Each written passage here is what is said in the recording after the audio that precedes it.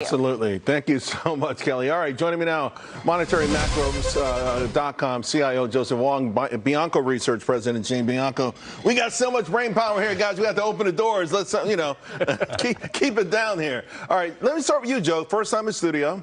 And I was reading your work. Let's go backwards. So this balancing act for Jay Powell, you think he'll say, okay, it's okay to cut rates based on some softness in jobs, even though it means longer, sticky inflation?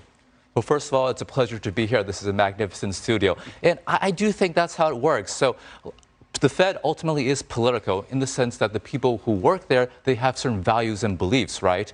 And when you look at what those values and beliefs are, they are heavily part of the Democratic Party, right? You can see that in public voting data as well. And one of the hallmarks of being of that view, of that value, is valuing employment more than inflation. So I think when push comes to shove, when we have a little bit higher in unemployment, when we have, even if inflation is still a bit high, I think they're going to cut. And I think that's going to keep us stuck with higher inflation simply because politically, that's their value system. They're just really afraid of unemployment. Jim? I would agree with that, that the Fed value system does lean that way.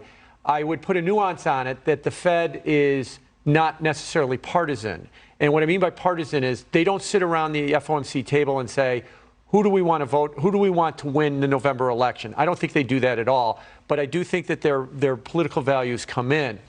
Where I'll take a little bit of a disagreement is if the Fed wants to tolerate a little bit higher inflation, they're going to risk a bad reaction out of the bond market, because I think the bond market is comforted when the Fed is on the case when they're worried about inflation. If the Fed is going to say, we'll tolerate a little bit of inflation, right, then we'll tolerate owning a little bit less of your bonds and push the price down and push the yield higher. So now, we talked about this a lot for a while. You were in no man's land with the no landing. Then the bandwagon started to fill up right now. You've kind of adjusted your stance here a little bit, right? Yeah. I was always looking for the idea that we would make a new high in yields at 5 to 5.5. We got to 4 3/4. So I kind of moved to neutral, only because it's 75% of the way done. What's the old line on Wall Street? Pigs get fat and hogs get slaughtered.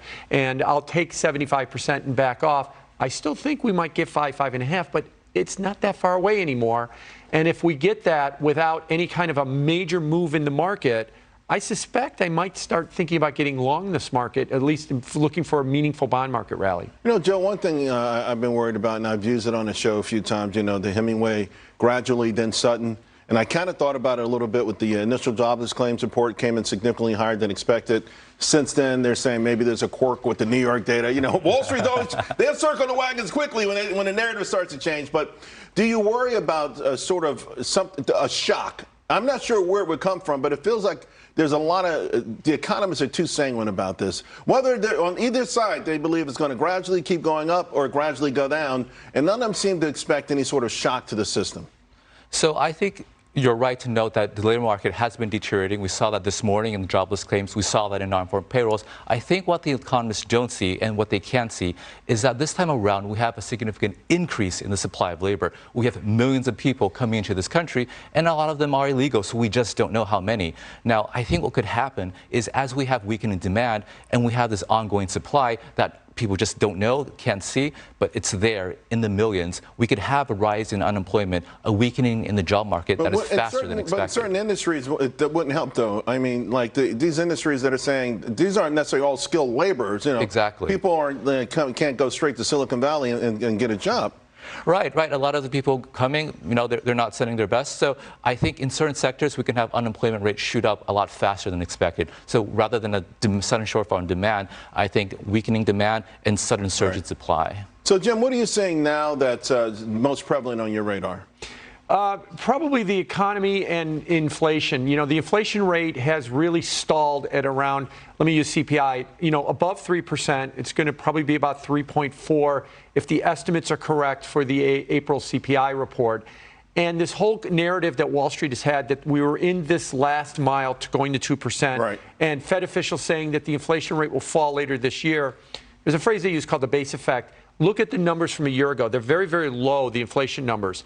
If we get modest or normal inflation numbers now, the year-over-year number might start trending higher, and that's going to be difficult for the Fed to be making the case that they're still on the path towards 2% because the numbers won't be headed that way until at the earliest the fall, only if you get the data to kind of cooperate. So what do you make then, Jim, of the sort of, I feel like it's become a wild card, housing or shelter?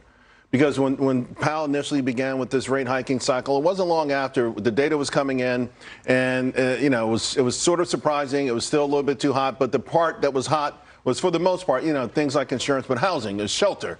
And all the economists have said, well, the way they factor it, the way they figure it out, it's always going to be a 3 or 4 month lag. It's been like a year lag. And maybe housing is going in the other direction. If that doesn't fix itself, then what does the Fed do? Well, that'll be a big problem, because no matter what you think about housing, it is everybody's biggest cost, whether it's rental or the owner of a home. Right. I think what we're missing with the housing numbers is what we talk about with general inflation. The cumulative impact of housing inflation since 2020 has been much greater than people think. So while they talk about housing rolling over, the OER, the owner's equivalent rent part of CPI, rolling over and bringing down CPI, it still hasn't caught up to things like Zillow or Apartment.com showing 30 or 40% increases in rent. It's only up about 25%. Right. That's why I think it's been difficult for it to come down. It's still trying to, correct that divergence. I saw a report yesterday that said 2023, New York rents went up 7 times that New York salaries went up. And somewhere like 1 out of 4 people in Manhattan's a millionaire. You have to be. And that's just to get a shoebox apartment. Joe, what's most prevalent for you? Like, what are you most concerned about right now?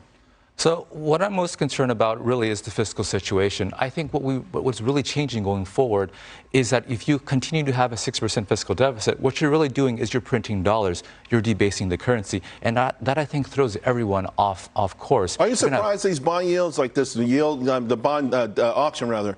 I mean, it was a little sloppy, but it's still, considering how much money they're raising. I mean, at some point, do you think that could be a place where because you talked about the bond vigilantes, I guess. These bond auctions seem to be going off okay so far. Yeah, I'm really surprised about the bond market. If I were a bond investor and I saw 6% fiscal deficits forever, that so much even merited a special mention in the IMF's reports, then I wouldn't really be buying bonds in these yields. So I'm with Jim. I think bond yields should go higher.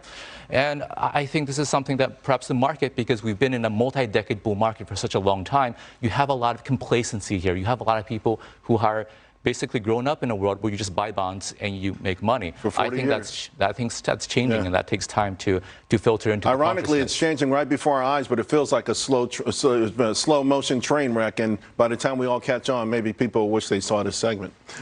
Joe and Jim, thank you both very much. Really appreciate it. Thank you. All right, folks, we're going to stick with housing because